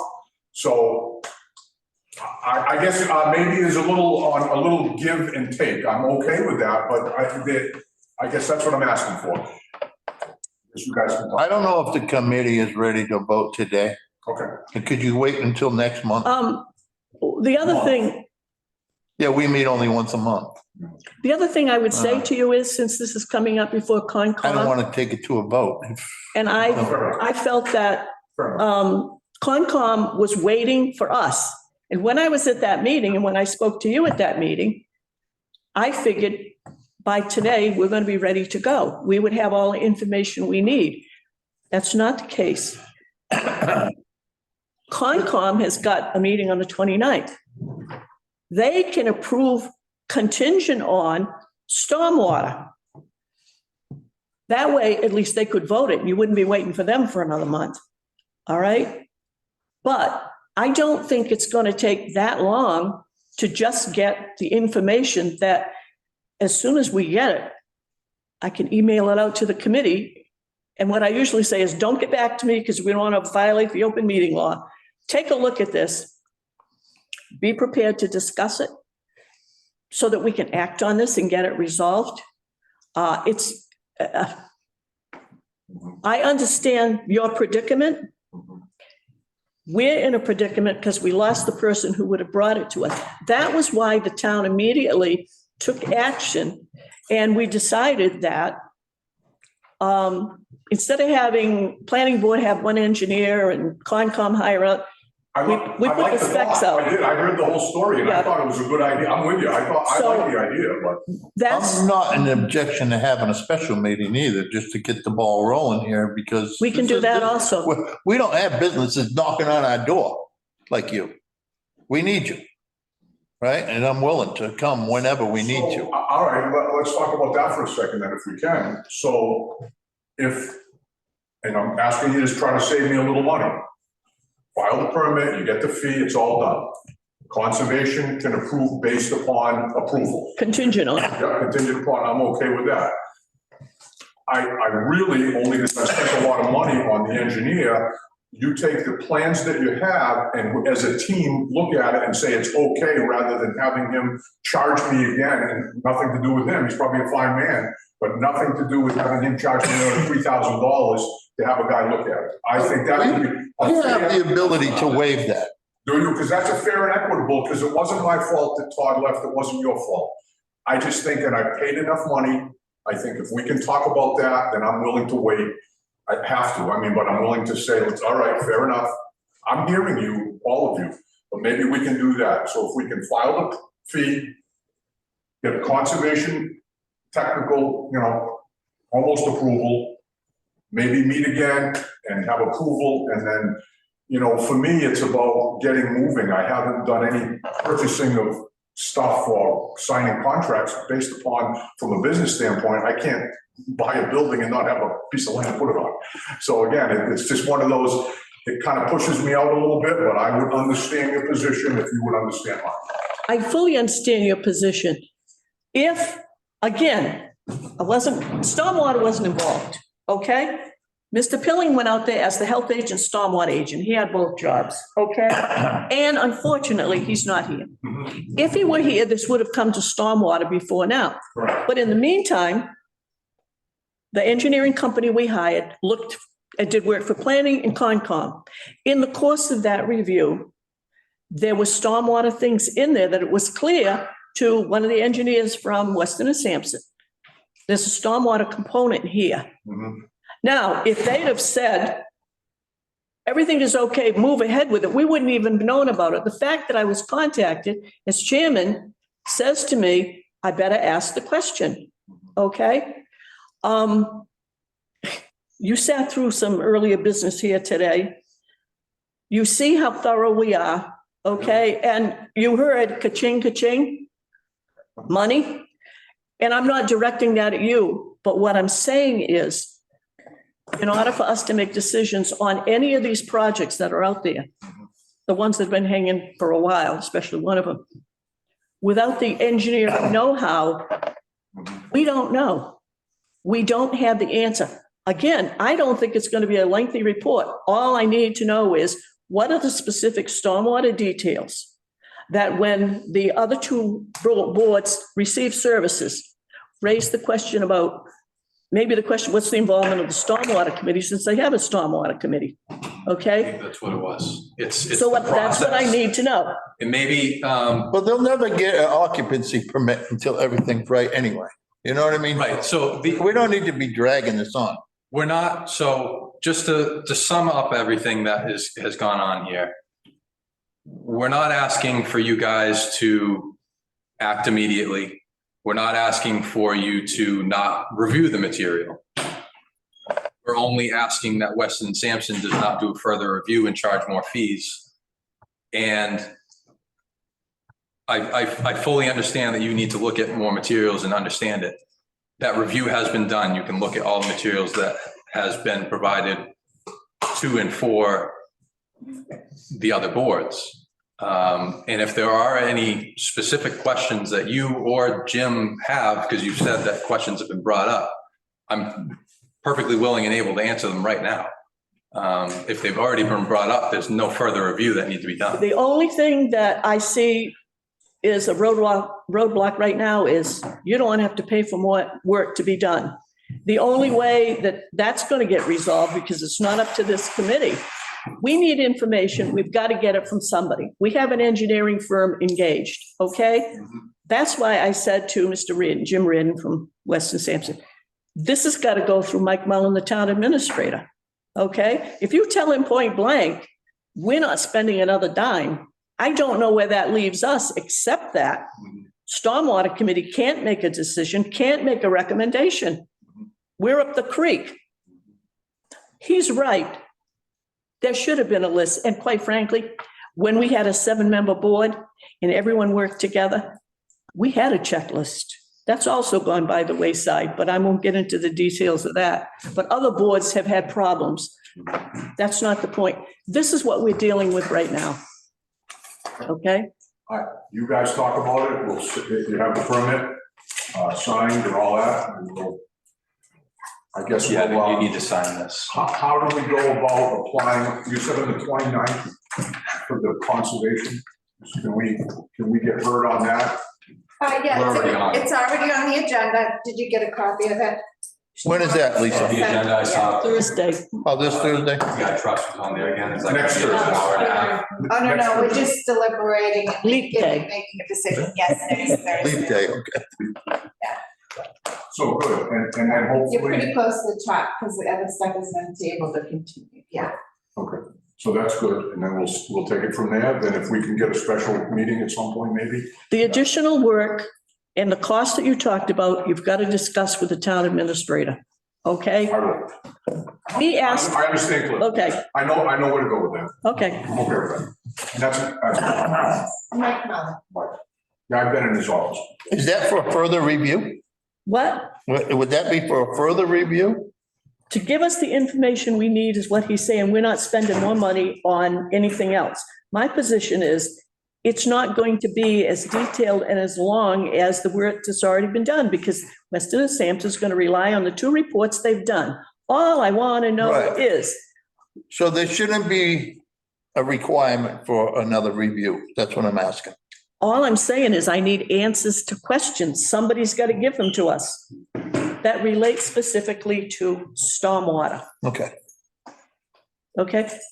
Planning board talked about stormwater, conservation talked about Right, so stormwater, there's but gotta it's be not, reports. but it's I mean- not your turf, so to speak. But as we sit here as that board, all committee, representing all the departments that are supposed to be here, there's one more thing that this committee would have, that they can look at it and say, okay, we need information on this, and you explain da-da-da-da, or he explains da-da-da-da. We should be able to Is move. that the guy that on the film? Is that him?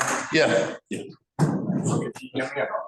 Yeah, that's Jim Pearson from Weston and Sampson. Is it as simple as you sending a letter that we would adhere to all the rules and regulations based upon the stormwater requirements? Can you send a letter out like that that would make this a lot easier than a full-blown report?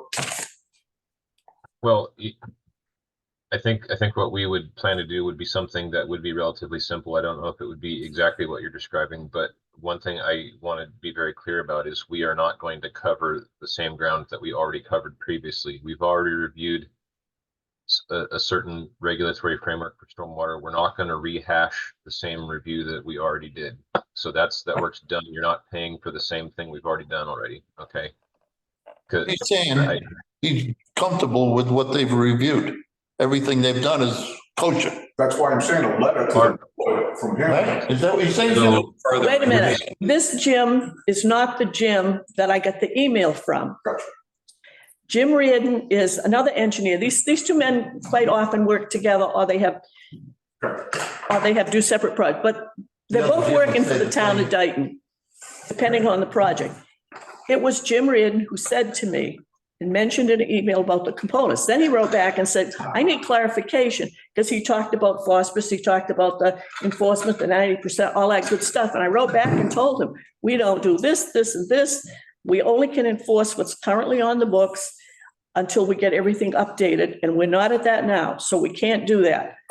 All I So- need to know is a little more detail on what the stormwater thing was. That's what I said. They aren't going to rewrite the same reports over until you look at it and say, we already read this. That's not what they're going to do. But Good. when If I I can- when I responded to Jim Reardon at Weston Sampson, I went to Mike Mullen and I said to him, this is what I'm looking for. I said, so Jim Reardon is going to need to know. I've already told him what I need, but Mike Mullen is the person that handles the contact between the town and the engineering firm and the client, the opponent, whatever, okay? Okay, we gotta wrap this up because it's getting late and I got things to do. Yeah, you gotta go fishing. All right, so Who wants the application? we, Jim wasn't finished. There's the I application. have 2 things on him. okay, so I also have to be at the town hall for 3:15. Yeah, I'm up. So we're good? Thank you. Yeah. thank you. Jim Reardon, did you want to say something? He was talking, yes, we talked over. Oh, So James Pearson, you just said Jim Reardon, but this is James Pearson.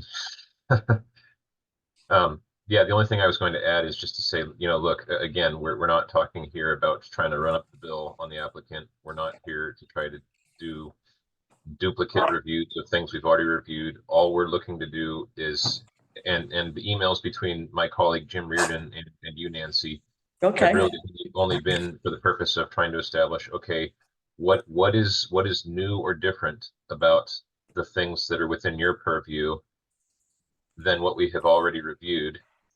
And once we've identified what those things might be, then the focus of our review is going to be just on those singular things and nothing more.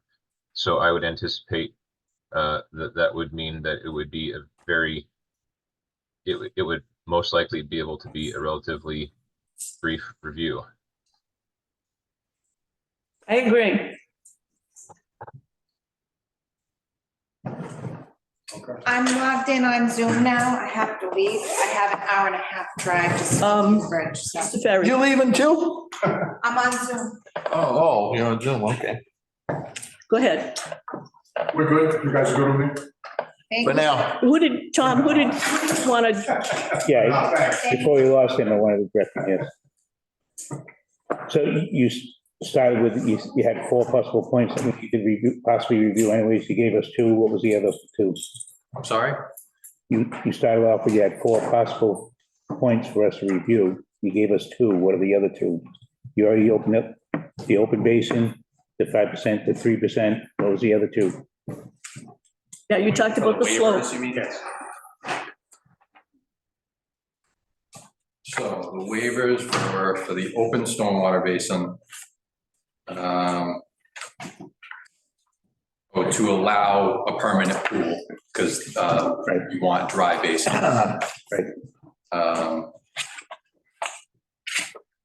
Depth greater than 3 feet within the basin.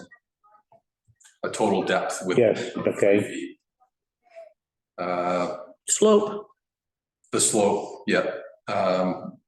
So one of the regulations is with an open basin, it requires a sloped channel through the center. That is specifically designed for a dry detention basin. So it doesn't apply to our design, and we're asking for the waiver. I'm with you so far. Sloped bottom, again, same thing. 3-to-1 to 5-to-1 slopes. Yep. To allow the underground infiltration system without pretreatment. And the reason we're asking for that is because the water that comes from the roof is clean. It's going through a system anyways. That is a pretreatment. No, it's going directly from the roof to the infiltration chambers underneath the pavement. So there's no pretreatment, it's just treatment. Okay, that doesn't get maintained as a. But it's, so there will be cleanouts in the lines. Oh, So okay. you'll be able to clean those out, but there's no treatment, no pre-treatment device. And that was something we went back and forth a little bit with Weston and Sampson. Because they were saying that there are some ways that you can provide pre-treatment for these chambers, but they're typically used for if you have subsurface taking in your parking lot and you have oils and things like that that could get into it. But because the roof is the only thing going into them and that's considered clean runoff, we asked for that waiver. So with all that, it's probably grabbed it already. Your property is going to be fenced. I think we added a fence around the basin. That's where it's all going to end up. Yes. Yeah. Yeah, because of that 3-foot depth, more than 3-foot depth, I think we added a fence. Yep. And then the last one was cover over our drainage pipes, reduce it from 3 feet to 1 foot. And the 3 foot is for RCP pipe, but we're proposing HDPE, the ADS N12 pipe, which per the manufacturer and what we've experienced, we find that it's true.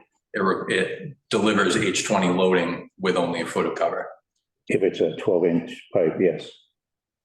It's 12-inch, not bigger. Yeah, none of them are bigger than 12-inch, I believe. Okay. Yep. Yeah, these all make sense.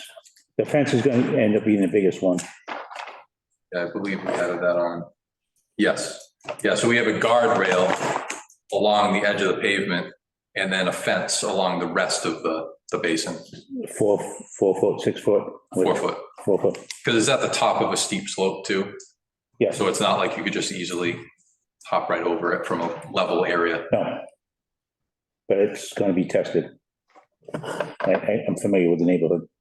I was gonna say, yeah, you got residential area there. I'll leave it at that.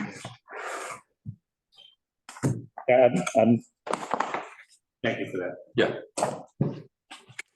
Any other questions before I go? No, for me. Go now. All set?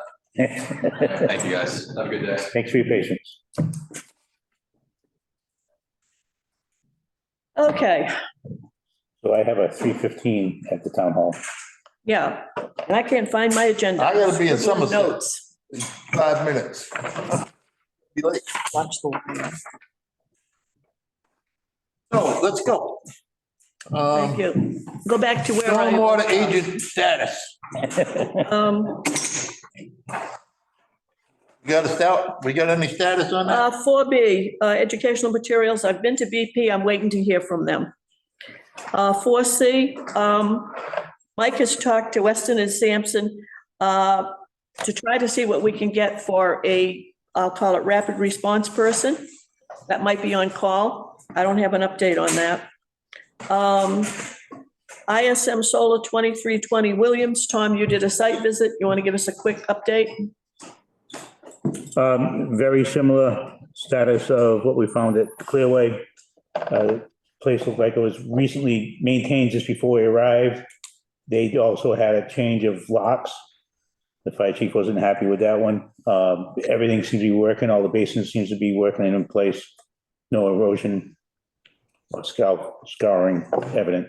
Okay, main concern about 2320 Williams are the basins or the drainage being maintained? And Tom said that it looks like they've been mowed or whatever else they had to do. They weren't full of trees, in other words. Correct.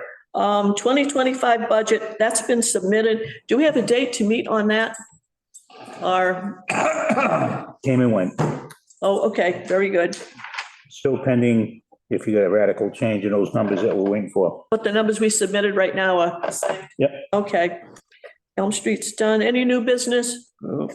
Unanticipated? No. Public input? They've all gone home. No correspondence. I did have public input. Can you hear me? Yeah, go ahead, Lisa. The brochure came out great. What? The brochure came out great. Oh, okay. That's it. I didn't understand what you Okay. said. Stormwater brochure came out great. Oh, I liked it. sure. Nice. Okay, Lisa, goodbye. Pay attention to the road. Approval of minutes of the 17th. Could I get a motion to approve those minutes? So move. Excuse me. Oh, I had a couple of changes Heather was making. Lisa had a couple changes. I asked you to send them to me. Sending them Oh, I got it. isn't gonna work. All right, Got them. they're off. I asked, yeah, but I needed them ahead of time, so I could have fixed them. All right. Nancy, I don't follow rules. I'm sorry. We'll do it next week. Yeah, let me have those, I make the changes so that, and send them out again, so that we don't have to approve amended minutes that we don't know what the amendments are, or they, for some reason, don't make it where they should belong. Whips, okay. So minutes for the 17th will be on next month. Sorry about that. Report on expenses, I don't think we had any that are other than the usual kind of stuff. Motion to adjourn, who is it? Motion to adjourn. A Second. second. Third. All in favor? Aye. Okay, we're done, Okay, I gotta go. and it's 3:04. 3:04, not bad, you're 4 minutes late. Yeah, but we could have been early. Hey, Nancy,